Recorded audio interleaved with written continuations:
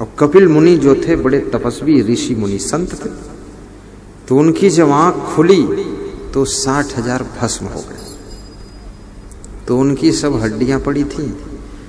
तो भागीरथ ने सोचा अब एक एक की हड्डी कहां तक हम पहुंचाएं, अस्थि कलश सब तीर्थ में, इसलिए 60,000 को तारने के लिए सीधे गंगा जी को ही लाए।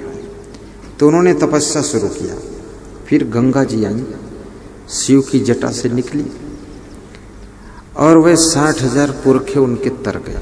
अब उसी गंगा जी में आपके भी पुरखों के अस्थि प्रवाहित की जाती है, लेकिन मरने के बाद अस्थियां प्रवाहित करते हो।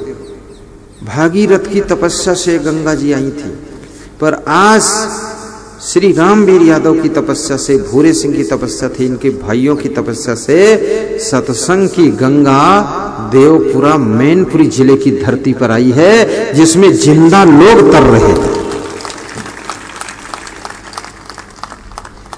और कई लोगों के मन में इच्छा है ये सत्संग की गंगा अपने गांव भी पहुंचाएंगे।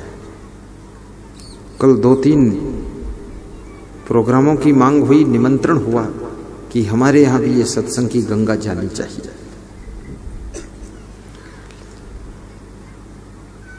तो मन का मैल धोना है। और कबीर साहब कहते हैं, कबीर मन निर्मल भया जैसे गंगा नीर, पाछे पाछे हरि फिरे कहत कबीर कबीर। कि अगर आपका मन निर्मल हो जाए तो ये भगवान को तुम्हें ढूंढने की जरूरत नहीं है, भगवान की तलाश करने की जरूरत नहीं। निर्मल मन जन सो मोहि पावा, मोहि कपट छल छिद्र ना भावा। निर्मल मन बनाइए। तो ये सत्संग की गंगा में ही डुबकी मारने से मन निर्मल होगा। इस मन को निर्मल करने का और कोई उपाय नहीं है। और मन निर्मल होते ही पहला सुख आपको मिलेगा, बड़ा आनंद मिलेगा, बड़ी शांति मिलेगी, सब झंझट खत्म। और फिर आपके परिवार को भी सुख मिलेगा आपकी निर्मलता से। परिवार के लोग भी सुखी होंगे, रिश्तेदार भी सुखी होंगे। कितने लोग ऐसा भी बोलते हैं सत्संग में, बड़ा आडंबर भी संसार में फैला हुआ है कि सत्संग में जाओ और बोतल भर पानी लेकर बैठो और 7 बार सत्संग सुन लो और बोतल भर पानी लेकर बैठो, और उसको फिर एक एक ढक्कन पी लो तो 1 महीने में पथरी गल के साफ हो जाती है, और 2 महीना पियो तो कैंसर साफ हो जाए, और 3 महीना पी लो तो शुगर साफ हो जाए, और 4 महीना पी लो तो सब घर साफ हो जाए, और अगर साल भर पियो तो तुम हो साफ हो जाओ। क्या फालतू बात लोग इतना आडंबर फैला रखे। यदि वो बोतल भर पानी वहां धर के बैठने से, पी लेने से पथरी साफ हो जाए, तो जितने पथरी, कैंसर, शुगर के हॉस्पिटल हैं उनको बंद करे चाहिए, और तुम्हारे में से बोतल भर भर हुआ बैठ जाए सब, और सबका पिया बच जाए। और खुद के जिनके सत्संग में बैठ के यहाँ बताओ थे पथरी साफ हो जी, वही खुद बीमार हैं तो अलग से दवा खाते हैं, और तब वो पागल लोग समझत नहीं। वो जो महात्मा बना है ढोंगी, वो खुद टेबलेट लेते हैं तो उसकी सांस की बीमारी थमत है, वो क्यों बहुत रोग भरा पड़ा है। अब ये ढोंग हम मचाते नहीं है, फालतू आडंबर की बात करते नहीं है। इतना जरूर है सत्संग से आपको पुण्य मिलेगा, संयम नियम से रहोगे बीमारी तो आपकी खत्म होगी ही। और इतना भी जरूर है जब पुण्य करोगे तो आपको पुत्र लाभ भी होगा, और पुण्य करोगे तो आपके घर में शांति भी आएगी, और सत्संग सुनोगे मन शुद्ध होगा तो आपकी उन्नति भी होगी। ये तो सब फायदा है, लेकिन यू बोतल भर पानी लेके बैठो, यू पी लो तो यू फालतू, ऐसा आडंबर नहीं करते। महान पुरुषों का आशीर्वाद तो होता है, पर ये आडंबर फैलाने की जरूरत नहीं। तो कबीर मन निर्मल भया जैसे गंगा नीर, पाछे पाछे हरि फिरे कहत कबीर कबीर। और मन में जब निर्मलता आ जाती है तो मन में समता भी आ जाती है। एक सत्संगी परिवार की बेटी का विवाह हुआ, जब ससुराल गई। देखो, सत्संगी परिवार और कुसंगी परिवार में बहुत अंतर होता है। और उसका विवाह हो गया बदसंगी परिवार में, जहां सब बतलात बहुत नहीं और शांति कुछ नहीं। और जिस घर में ज्यादा लोग बातें करते हैं और डींग मार मार करते हैं, उस घर में शांति नष्ट हो जाती है। कम बोलना चाहिए, धीरे बोलना चाहिए, ज्यादा बोलने की वहां जरूरत नहीं, चुप रहो बस, ठीक है। जहां तुम रहते हो धीरे बात करो। तो बेटी जब वहां गई ससुराल में,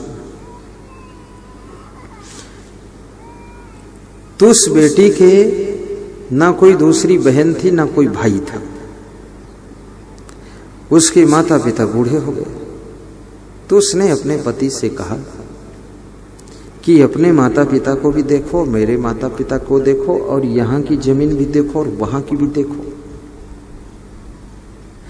अब ये जो दामाद था, पति था, इसके भी कोई भाई नहीं थे। अब इसको डबल प्रॉपर्टी मिल गई। तो ये कुछ दिन यहां रहता था, कुछ दिन वहां रहता था, और बड़ा खुश था क्योंकि डबल इंतजाम हो गया। लेकिन बदसंगी परिवार का था, जोशीला था। दामाद होने से कोई सद्बुद्धि थोड़ी आती है। सद्बुद्धि तो सत्संग में जाओ तो आती है। तो एक दिन ससुराल में था वो दामाद और खेत में काम चल रहा था। ससुर दामाद दोनों काम कर रहे थे। ससुर खेत के कोने कुदाल से गोड़ रहा था और दामाद जो है खेत में हल चला रहा था। और खेत के पड़ोस में रास्ता था निकलने के लिए। तो उस रास्ते में एक राहगीर निकलता है और राहगीर ने उस बूढ़े आदमी से पूछा, ससुर से, कि हमें अमुक गांव जाना है, वो गांव कितनी दूर है? तो उस बूढ़े ने कहा कि वो गांव यहां से 4 कोस है। तब तक दामाद जो है बैलों को घुमाकर वहीं आ गया। वो भी थोड़ा रुक गया, बात सुनने लगा। तो ससुर कह रहा था 4 कोस गांव है। तो दामाद ने कहा 4 कोस तो नहीं है, 3 कोस है। ससुर ने कहा, तुम अभी नए नए हो, तुमको मालूम नहीं है। हमारे कदमों से नापा हुआ गांव है और 70 साल उम्र हो गई। बात मत करो, चुप रहो, बीच में बात मत काटा करो।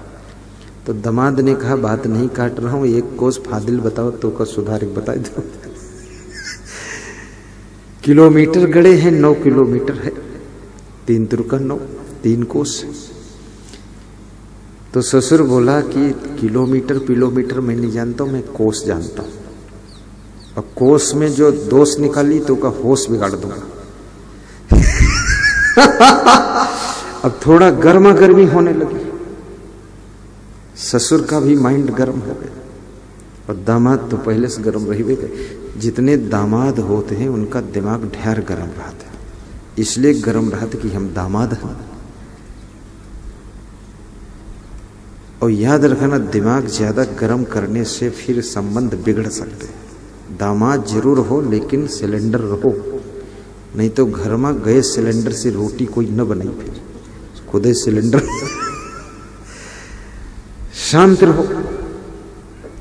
तो दामाद ससुर में बातचीत बढ़ गई। तो जो राहगीर था वो थोड़ा समझदार था, यात्री। उसने कहा, आप झगड़ा मत करो, 3 कोस हो तो ठीक, 4 कोस हो तो ठीक, मैं चला जाऊंगा, कोई बात नहीं, आप क्षमा कीजिए, अपना काम कीजिए। समझदार व्यक्ति हर परिस्थिति में अपने को भी समझा लेता और तसल्ली कर लेता है कि चलो कोई बात नहीं।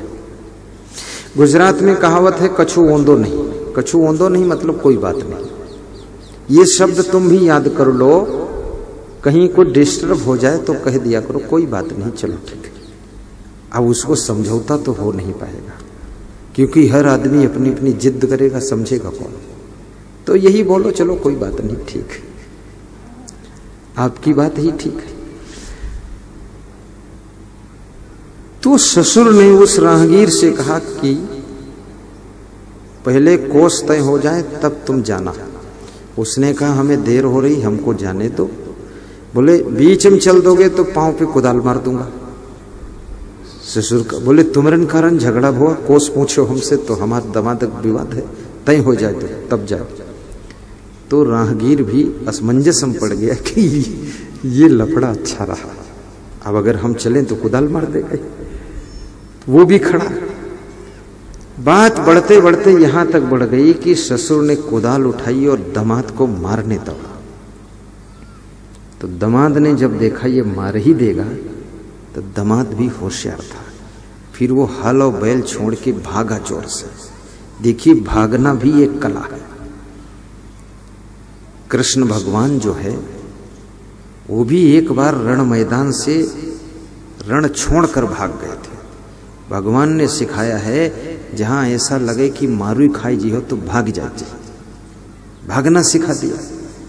भगवान ने ये नहीं सिखाया कि वहां कूटे जाओ लेकिन डटे रहो। हाँ भाग जाओ, फिर तैयारी करके उनका फिर सही करेंगे, और तुम्हें कुट गयो तो सही का करे हो। उस दिन भागो, जैसे रामदेव बाबा भाग गए तो फिर चूरन चटनी अपन बनावत को बनावत और बहुत लोग तार्किक है, हम तो सोच भी नहीं सकते थे। इस साल एक आदमी ऐसा मिला, वो हमसे तर्क कर कि बाबा रामदेव सलवार कुर्ता पहिरन कैसे, उनका देश को मिला कहां से, क्योंकि वहां जत्ती मेहरुआ रहे लड़कियां रहे वो अपन अपन पहिरे रहे, वो तो निकरी है ना, तो ये पहिरन की का। अब ये तर्क करिस तो हम तुरंत उत्तर देहन, हम कहन वो 7 दिन का प्रोग्राम चल रहा था, उसमें अपन अपन सलवार कुर्ता अगले दिन स्नान करे के बाद पहिरे बद सब लेके आ रहे, तो गठरिस निकाल के दे दिन बाबा तुम ही पहन लो। तुरंत सेट कर दिया हमने। हम कहे तोरे अति बुद्धि नहीं है, सबकी गठरी में रहे सलवार कुर्ता, चाहे साड़ी पहनो चाहे कुर्ता पहनो। कि हाँ यह बात हो सकती। हम कहना मत बोले कहूँ, कल हम कईयों जगह बोले कोई उत्तर नहीं दे पाए, हम कहन कोई भाई धुल्ला हुई है, हम तुरंत उत्तर देते। तो सलवार कुर्ता कमी, जैसे हमारे भक्त आगरा से आए हैं, अभी सब अपन कपड़ा लेके आए हैं, यहाँ स्नान करी है, दूसरे दिन पहरी है कि नहीं पहरी। अब कोई कहे अब जरूरत हुए तो हमको दे दे अपन कपड़ा थोड़े। तो इस तरह से वहां जब 7 दिन का शिविर चल रहा था तो रामदेव बाबा भी भाग गए। लोग कहते बाबा भागे के ना चाहिए रहे, जूझ जाए चाहिए रहे, और हम तो कहते बाबा भाग गए तो अच्छा करे, मर जाए कौन फायदा, कम से कम च्यवन प्रास बनावत हम लोग खाई तो ही। कुछ लोग कहती बाबा बिजनेस कर दी, कौन मॉडल बाबा है, वो मॉडल पूछते। अरे तुम उनका च्यवन प्रास खा, तुम कौन मॉडल के भगत हो, यू बताओ, तुम अपन मॉडल सोचो। अब बाबा च्यवन प्रास किसने खोज किया? आयुर्वेद की समस्त दवाइयों की खोज करने वाले साधु संत ऋषि मुनि, च्यवन ऋषि ने खोजा है इसको। और च्यवन ऋषि ने क्यों खोजा इसको? च्यवन ऋषि ध्यान में बैठे थे, ये भागवत में कथा आई है, ध्यान में बैठे थे। एक ऋषि अपनी कन्या को लेकर के जंगल में घूमने गया तो उसकी कन्या ने देखा कि कुछ 2 ज्योति जैसी चमक रही है, तो उसने एक लकड़ी लेकर के उन दोनों में घुसेड़ दिया। तो ज्योति नहीं थी, च्यवन ऋषि का शरीर दीमक लग जाने से ऊपर तक ढक गया था, केवल आंखें खुला थी, तो उसने लकड़ी आंखों में घुसेड़ दिया उस कन्या ने। तो च्यवन ऋषि की आंखें फूट गई और बस खून बह के निकला। तो उस कन्या के पिता ने देखा तो उसको बड़ा दुख रहा कि बोले तो कोई आदमी था। तो दीमक को हटाया तो उसमें देखा च्यवन ऋषि का शरीर जर्जर पिंजर हो गया, बहुत दिनों से बिना खाए बैठे हुए थे। उनकी आंखें फोड़ दिया इसने, कन्या ने। तो उस ऋषि ने कहा अब ये क्या होगा इसका? तो च्यवन ऋषि ने कहा कोई बात नहीं, कन्या ने फोड़ दिया तो हमारे भाग्य में होगा, अंधे हो गए हम। तो च्यवन ऋषि बूढ़े थे, तो जिस ऋषि की कन्या ने उनकी आंखें फोड़ा तो उस ऋषि ने अपनी कन्या से कहा तू इनकी सेवा कर, इन्हीं के पास रह, अब इनको पानी कौन देगा, आंखें फोड़ दिया तुमने। तो उसी के साथ रख दिया और कहा इन्हीं के साथ विवाह करो, यहीं रहो। ऋषि लोग गृहस्थ होते थे, वो संत अलग होता है। तो उन्होंने सोचा बुढ़ापे में विवाह कर ली, इसमें अब क्या करें। तब उन्होंने च्यवनप्राश की खोज किया और उसको फिर से खाया और खा करके फिर से च्यवन ऋषि जवान हुए, तब गृहस्थ आश्रम चलाया। ये च्यवन ऋषि का खोजा हुआ च्यवनप्राश है और च्यवन ऋषि ये ऋषि मुनि खोजते थे। पतंजलि ऋषि ने बहुत खोजा है, वाग्भट्ट ऋषि ने खोजा है। और फिर अगर बाबा जी दवाई बनाते हैं तो तुमका कौन परेशानी। तुमसे तो कहा नहीं कि आंवला कूटो, तुम अपने घर में जौन धान वान कूटे रहो, तुम कहे हैरान। लोग बहुत परेशान हैं। तुम कोई नवा काम करो, सबके घर में वही चर्चा होती कि अब देखो नवा धंधा शुरू कर ली, तो तुमका को मना करे, तुम और नवा शुरू कर दो। करते क्यों नहीं हो, दूसरे से ईर्ष्या क्यों करते हो। और बाबा जी करते हैं तो अच्छी बात, हम तो खुश हैं, और से तो शुद्ध ही कुछ बनेंगे। और हम तो उनका भी ले लेते हैं और दूसरे की भी ले लेते हैं। हमको बैजनाथ की च्यवनप्राश से कोई नफरत नहीं और डाबर के च्यवनप्राश से भी नफरत नहीं। कभी डाबर कोई भक्त हमारे पास आता है तो आंवला की कैंडी दे जाता है। कैंडी जानते हैं, कंडी, गोबर की कंडी ना है, आंवला कैंडी। तुम कंडी लेके ना जाओ हमारे पास, कैंडी आंवला की बनी हुई, तो वो दे जाते, कहते इसको गुरुदेव 2-3 रोज खा लेना, इससे प्यास नहीं लगेगी। कभी पतंजलि की दे जाते हैं, कभी वैद्यनाथ वाली ले आते हैं। कोई लोग सर्दियों में च्यवनप्राश दे जाते हैं कि थोड़ा 1 चम्मच खा लेना तो खांसी खुर्रा नहीं रहेगा। अभी मैं यहाँ आया तो यहाँ हमारे पास में गिलोय की एक डाल ले करके ये भूरे सिंह आए। फर्स्ट दिन पहुंच गए, सामयिक पहुंच गए। तो हमने कहा क्या है ये, कहीं गिलोय है, आप का आज्ञा हो तो गिलोय, अदरक और तुलसी डाले काढ़ा बनवाई दी, तो गला ठीक रही तो प्रवचन अच्छा करियो। अब यूं एक वैद्य हो गए और कौन है। तो इन्होंने कल भी पिलाया शाम को और परसों भी पिलाया था और आज फिर पिला दिया सुबह। बोले कि सुबह खाली पेट पियो गुरुदेव तो ठीक है। भगत लोग ऐसी दवा हमको पिलाते हैं कि तुम बीमार ही ना हो, ये खांसा खोसी मत करो बवाल फालतू, आधा मिनट खसी हो तो प्रवचन बंद हो जाए, इसलिए खांसो मत।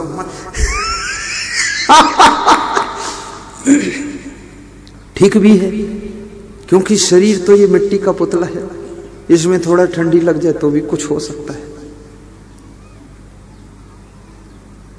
एक भगत ने तिल के लड्डू बना कर दिए, बोले हाथ से अपने बनाए है, शुद्ध है, एक लड्डू खाए लियो तो गला की खराश वराश कबू हुई भी निकली। तो हमने कहा बहुत अच्छी बात है, जो जानता है वो बना देता, जो नहीं जानता है तो ऐसे सब चला करते। आज बता दिए हैं, अब लड्डू मिल भी सकते हमको। तो ऐसा है कहीं। तो वो जो दामाद था वो भागा, होशियारी किया उसने कि ससुर से विवाद कौन करे। तो ससुर ने उसको रपटाया कुदाल लेकर। अब ससुर उसको कुदाल से मारने के लिए रपटा रहा है और दामाद आगे आगे भाग रहा है। इसी बीच में उस दामाद की पत्नी ससुर की बेटी नाश्ता लेकर खेत में आती है। ये प्राचीन समय की बात है, पहले महिलाएं खेत में नाश्ता पहुंचाती थी, लोग देर तक काम करते थे। नाश्ता लेकर पहुंची तो उसने जो ये करिश्मा देखा तो उसे बड़ा आश्चर्य लगा कि मेरे पिताजी मेरे पति जी को कुदाल से मारने के लिए दौड़ा रहे हैं, ये तो बहुत गड़बड़ हो गया। तो उसने पिताजी को रोका कि पिताजी सुनो तो बात क्या है। तो पिताजी ने कहा सुनेंगे बाद को, पहले दामाद को फाइनल करते हैं। बोले ये मर जाएंगे, मैं तो विधवा हो जाऊंगी। तो अरे बोले विधवा हो जाओगी तो दूसरा दामाद ढूंढ देंगे। क्रोध में आदमी क्या क्या निर्णय लेता है, गुस्सा बहुत खराब चीज है। तो उस बेटी ने कहा 1 मिनट सुनो तो रुक गया उसका पिता, वो ससुर। बोले बात क्या है। बात यह है कि ये राहगीर खड़ा, इसने पूछा अमुक गांव कितनी दूर, मैंने कहा 4 कोस, और तेरा पति ये मेरा दामाद कहता 3 कोस। अब 1 कोस का डिफरेंस है। अब ये जिद कर रहा कि 3 ही कोस है, मैं कह रहा हूं 4 कोस, ये चुप नहीं होता। और इसको तजुर्बा है नहीं। तो बेटी ने कहा कि पिताजी एक बात छोटी सी समझो, मैं तो खैर सत्संग सुनती हूं कि मुझ जैसी कन्या को आपने पालन पोषण करके शिक्षा दिलाकर योग्य बनाकर अपने दामाद को दे दिया, मुझे इनकी पत्नी बना दिया, मैं सेविका हो गई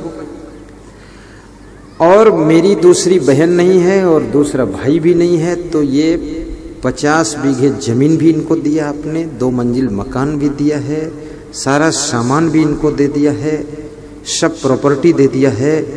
तो मेरी इच्छा यह है जब इतना सब कुछ दे दिया है तो 1 कोस का जो झगड़ा है 1 कोस भी इन्हीं को दे दो, विवाद मत करो। इस बात को सुन करके ससुर ने कुदाल डाल दी और मुस्करा दिया, बोला इस तरह से अगर कोई कहे तो हम 4 कोस दे देंगे। और दामाद को बुलाया कि आइए जमाई जी, सब समाप्त हो गया विवाद, आ जाओ।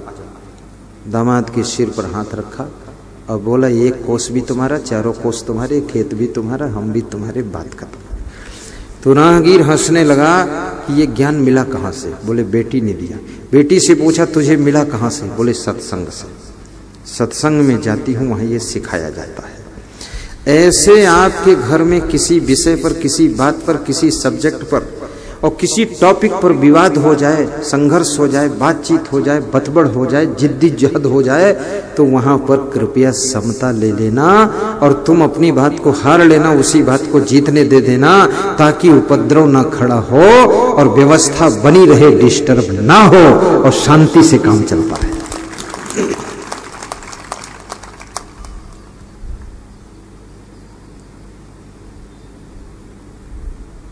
जितने महात्मा हैं सबको हम धन्यवाद देते हैं।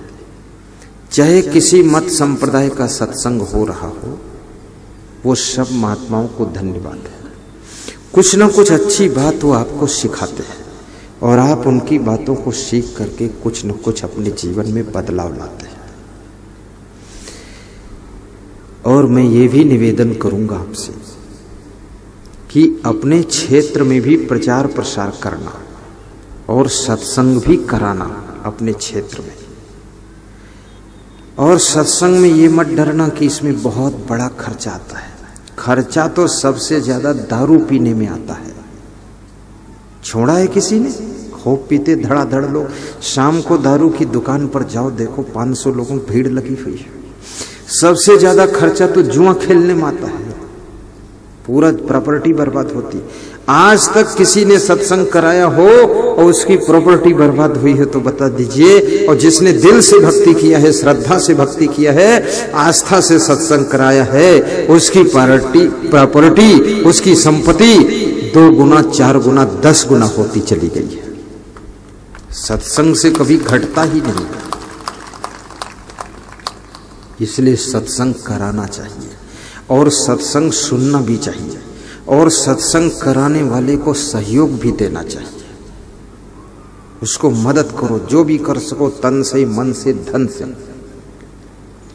ये मत समझो ये सत्संग करा रहा है, इसका नाम हो रहा है तो इसमें कुछ अड़ंगा डालो। अड़ंगा डालोगे तो इतना पाप लगेगा कि 7 जन्म तक मनुष्य का शरीर नहीं मिलेगा जो सत्संग में बाधा डालता है। फिर पशु पक्षी बनोगे और पेड़ की डाल पर बैठकर चिड़िया बनकर देखते रहोगे कि अब बाधा भी नहीं पहुंचा सकता हूं, क्या करूं।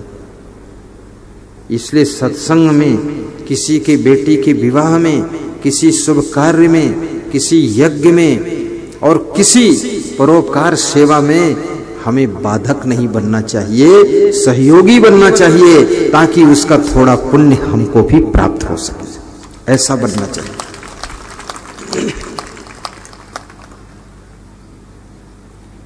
सत्संगत की महिमा बड़ी, आए कर लो घड़ी 2 घड़ी। गाइए, एक कड़ी गा दीजिए, सीधे बैठ जाइए। सत्संगत की महिमा बड़ी, आए कर लो घड़ी 2 घड़ी। सत्संगत की महिमा बड़ी, आए कर लो खड़ी दो घड़ी। क्षमता रखना, घर में भी विषमता न होने पाए, और प्रसन्नता भी रखना। अकारण प्रसन्न रहने का अभ्यास कीजिए और दूसरों की प्रसन्नता का भी ख्याल कीजिए। आपके घर के लोग तुम्हारे कारण वो भी दुखी न होने पाए। न जाने किस पुण्य प्रताप से आपके घर में इतनी आत्माओं का संगम हुआ है। ये दिव्य आत्माएं, कोई मां के रूप में मिली है आत्मा, कोई पिता के रूप में, कोई दादा दादी के रूप में, कोई बड़े पिताजी, कोई बड़ी मां, कोई छोटी मां, कोई छोटे पिताजी, और कोई भाई के रूप में आत्मा आई है, कोई बहन के रूप में। सबको लेकर चलना। तुम्हारे अंदर बहुत सामर्थ्य है, बहुत शक्ति है, तुम सबको निभा सकते हो और सबको प्रेम दे सकते हो और सबका ख्याल कर सकते हो। और जो सबका ख्याल करता है उसके अंदर आत्मा में परमात्मा की शक्ति आ जाती है। सबका ख्याल कीजिए, कोई दुखी न होने पाए, घर के लोग सभी उन्नति करें और हिल मिल करके रहना भी सीखिए। मधुमक्खियों को तुम छेड़ दो तुरंत डंक मारती हैं, लेकिन एक मधुमक्खी कभी दूसरी मधुमक्खी को डंक नहीं मारती है। विचार करना। 10,000 मधुमक्खियां एक छत्ते पर चिपक कर रह लेती। बड़ा आश्चर्य होता है, इतने बड़े छत्ते पर एक दूसरे पर चिपक कर लटकी कैसे, और फिर सोती भी है, गिरती क्यों नहीं। कितना प्रेम से रह लेती मधुमक्खियां, और वे प्रेम से रहती हैं इसलिए विभिन्न फूलों के रसों को ला करके मधुरस बना देती है, अमृत बना देती है। और मधुमक्खी का जूठा रस सब खा लेते हैं। आप अपने माँ बाप का जूठा भोजन जो बचा हो तो खाने में थोड़ा सोच विचार करते हो, खाऊं कि न खाऊं। लेकिन मधुमक्खी का जूठा शहद सभी लोग खा लेते हैं, साधु संत भी खाते हैं। क्या बात है, मधुमक्खी कितनी किस्मत वाली है। क्योंकि मधुमक्खी जो फूलों का रस लाती है, कोई टैंकर में भर के थोड़े लाती है, अपने मुंह में भर के लाती है। और मुंह में रख के लाती है तो मुंह में जूठा तो हो ही जाएगा, और उसको फिर छत्ते में रख देती है, उगल देती है। और वो रस ऐसा तैयार होता है, बहुत सी बीमारियों को मिटाता है। उसको मधुरस भी कहते हैं, मधु भी कहते हैं, इंग्लिश में हनी भी कहते हैं, और शहद भी कहते हैं। अब मधुमक्खी का जूठा सब लोग खा लेते हैं, लेकिन मक्खी का जूठा कोई नहीं खाना चाहता। मक्खी और मधुमक्खी में दोनों डिफरेंस है। क्या डिफरेंस है?